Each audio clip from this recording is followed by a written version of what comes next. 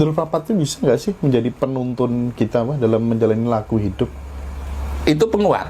Penguat? Bukan penuntun. Kalau penuntun saya sering mengatakan laku lajering sukmo. Lah sifat sukma inilah yang harus. Lah sifat sukma itu adalah moh ngelarani, moh dilarani.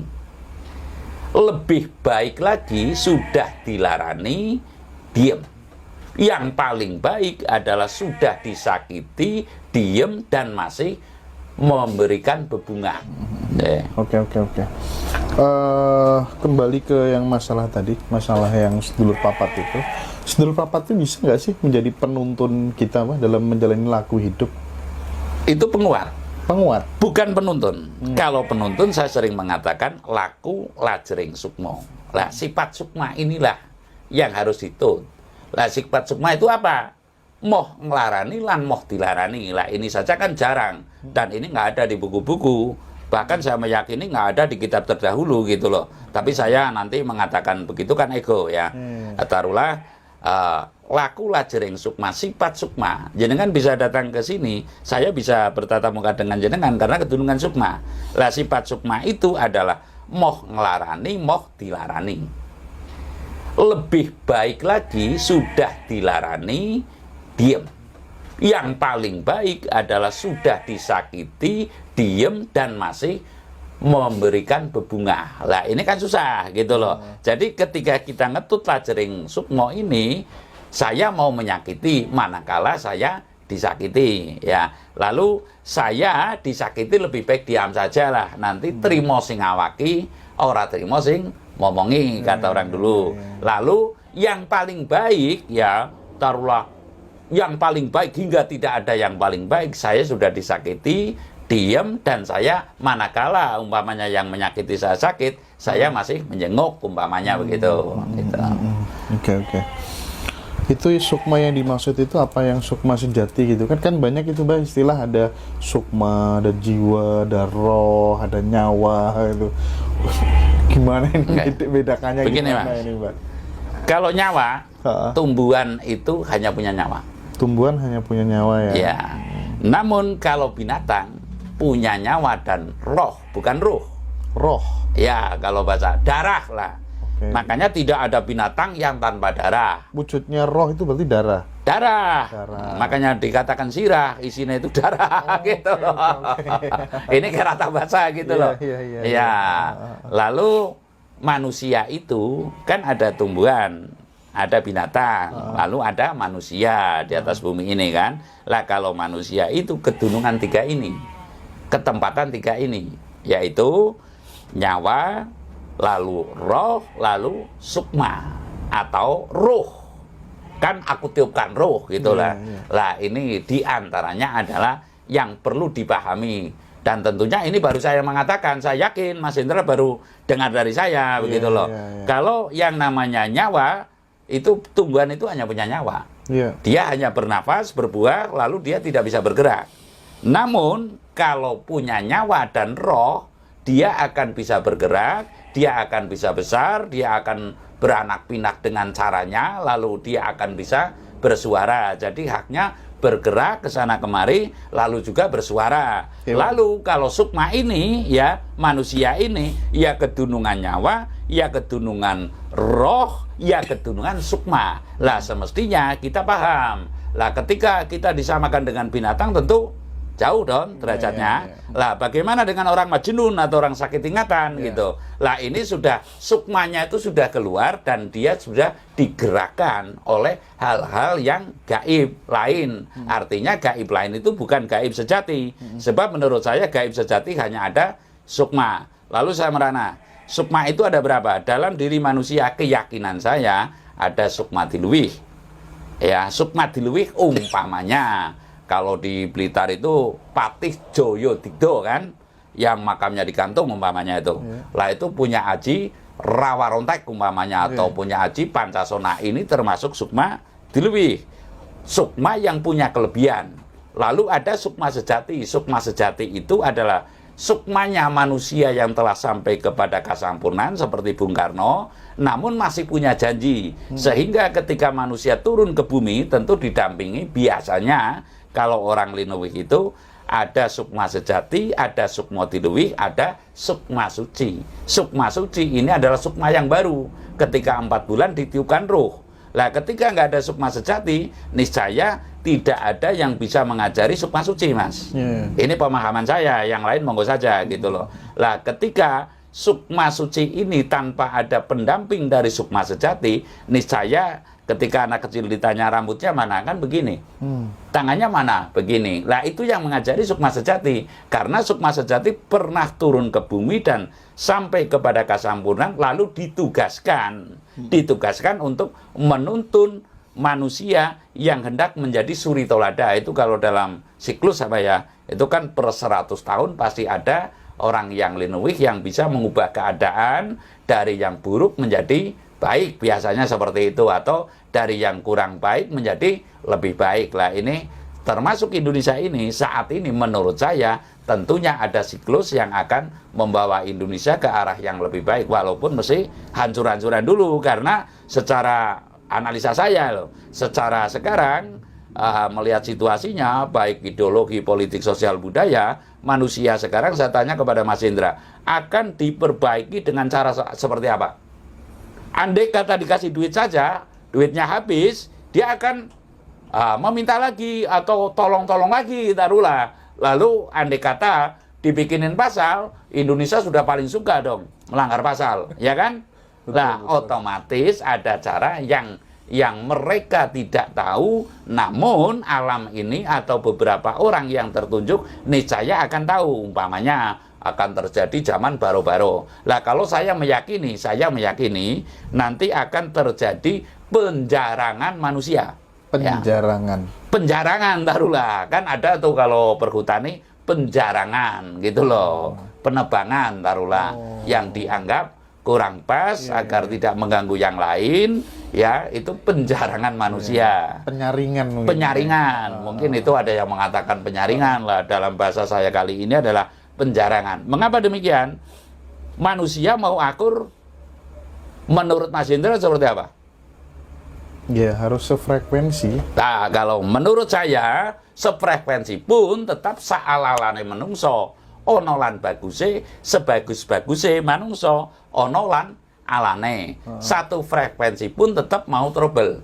Namun ketika manusia sudah jarang temannya, ya sekali lagi ini, ketika manusia sudah jarang temannya, menungso sejagok luruk siji kata orang dulu, ya sudah tidak ada teman lah taruhlah, pasti itu baru mau rukun. Artinya menungsa mau rukun itu manakala sudah tidak ada teman. Langkah batir, golet batir, ayo makan gitu loh. Lah, namun ketika seperti ini, ya masih bersaingan dong, ya. Lo punya apa? Ini loh aku. Bahkan sekarang kan nyata, yang namanya satpam saja gayanya seperti polisi, seperti itu loh. Lah ini nyata, bukan taruhlah katanya, tapi ini nyata gitu. Umpamanya demikian. Nah, ini yang perlu kita kita menghayati bersama, bahwasanya kita hidup itu jangan sampai sekedar hidup, sebab hidup itu tentu akan mengalami kepus praloyo, ya. Kepus praloyo ya setiap yang berjiwa tentunya akan tidak ada, begitu loh. Ya. Berarti artinya pengurangan manusia besar-besaran itu kalau dari feeling atau batinnya Mbah Dharma benar-benar akan terjadi. Kan banyak itu orang yang sudah nulis buku juga, manusia akan disisakan segala macam, itu akan terjadi ya Mbah ya? Itu tentu pasti akan terjadi menurut saya, namun itu tergantung dengan laksitaning kodrat. Laksitaning kodrat yang saya maksud ya, jangkane manungsa wis aweh wangsit winaca dening jalma kang waskita ing jangka jaya bayane manungsa tan teguh wutuh winaca sirna nya sepalih. Artinya telah terbaca dunia ini akan hilang separuh, gitu loh. Akan hilang separuh. Ini menurut jangka dari taruhlah kalau boleh saya ngomong ya Sabdo Palon, karena di Gunung Srandil ini kan ada Sabdo Palon nagih janji, begitu loh. Lah makanya saya mengatakan bahwasanya bersemayamnya Sang Pamong Nusantara mesti dipantau dan taruhlah kita minta dipandu lagi, ya.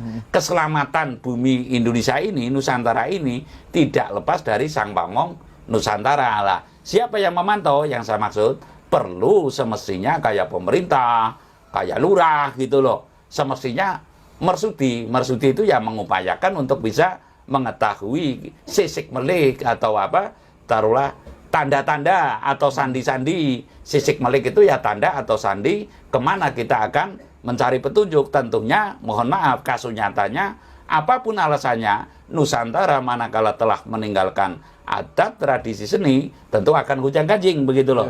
Kasus nyatanya begitu. Walaupun ada sesaji, sekarang banyak orang saji nggak tahu maknanya saji. Sekarang banyak orang bakar kemenyan nggak tahu makna bakar kemenyan, kan banyak sekarang.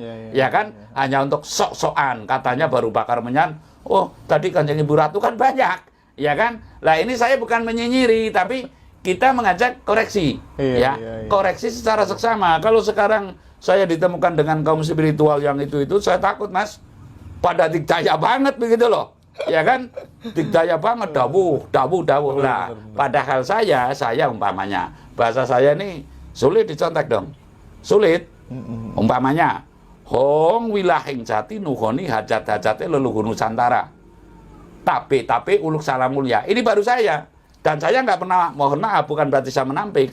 Dalam konten yang khusus saya nggak akan Om Swastiastu umpamanya, Om Swastiastu atau Assalamualaikum. Bukan berarti saya mengajak bertentangan, enggak. Tapi saya ngungalke jati diri.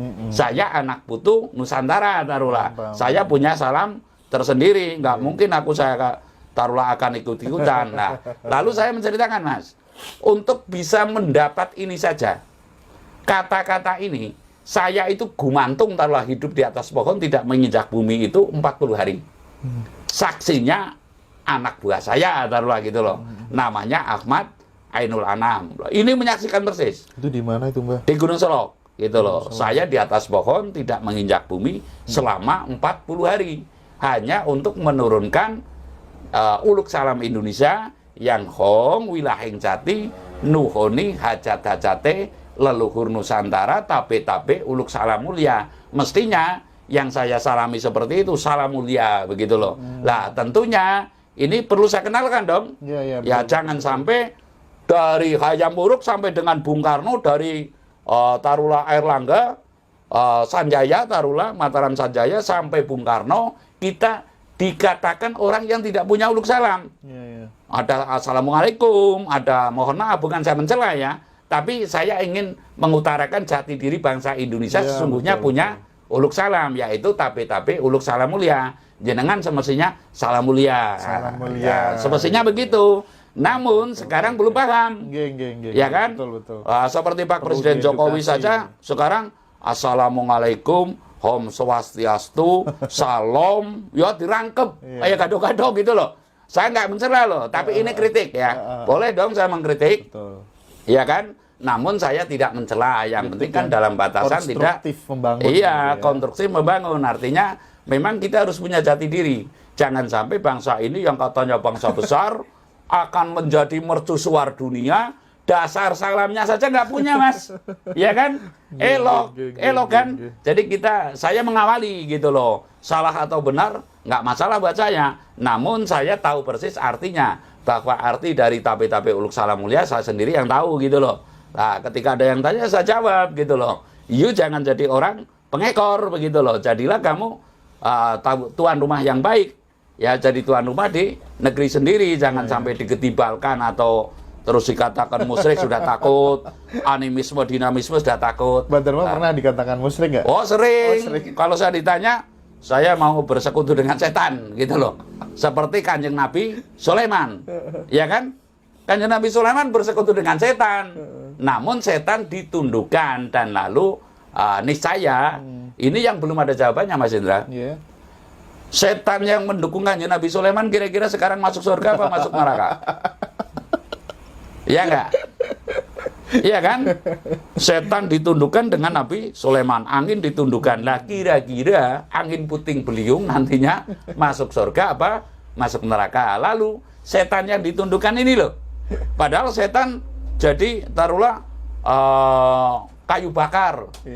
Di neraka taruhlah menyala-nyala. Lalu setan yang mendukung Kanjeng Nabi Sulaiman kira-kira masuk surga apa masuk neraka? Lah saya bertanya ini bukan berarti taruhlah kita nyinyiri, itu enggak. Namun ini enggak ada keterangan. Kita mesti ada kejelasan gitu loh. Jadi kalau kawruh Jawa intinya kalau sudah pamoreng sukma, ya pamoreng sukma ini mijil, niscaya jin setan priprayangan ini akan ditundukkan atau tertundukkan. Karena jin setan priprayangan ini nggak bisa dikalahkan. Namun dia akan tunduk. Nah seperti pula tatanan dunia baru niscaya juga setan itu akan tunduk kepada orang yang kedunungan itu, begitu loh. Kedunungan, kalau saya mengatakan wahyu suci sucine damar sesongko. Nah, itu sukma sesembahaning para sukma yang belum pernah turun ke bumi. Nah, saya tertarik yang menggantung tadi Mbah. Sambil ngopi dulu Mbah. Iya, siap. Yang waktu pas menggantung tadi itu selama 41 hari, 41 malam itu tanpa makan sama sekali ya Mbak ya? Saya makan. Oh makan, terus namun makannya nasi jagung, begitu loh, nasi jagung, iya. Dan sehari hanya 1 kepel. Oke. Saksinya masih ada. Iya. Minum pagi sekali, sore sekali, gitu loh. Udut juga, udut merokok gitu. Ya kalau seperlunya begitu. Jadi makan sega jagung, minum seperlunya saja, lalu merokok juga seperlunya saja. Kan ada tuh yang nyinyiri, wah kalau begitu saya buat cobain.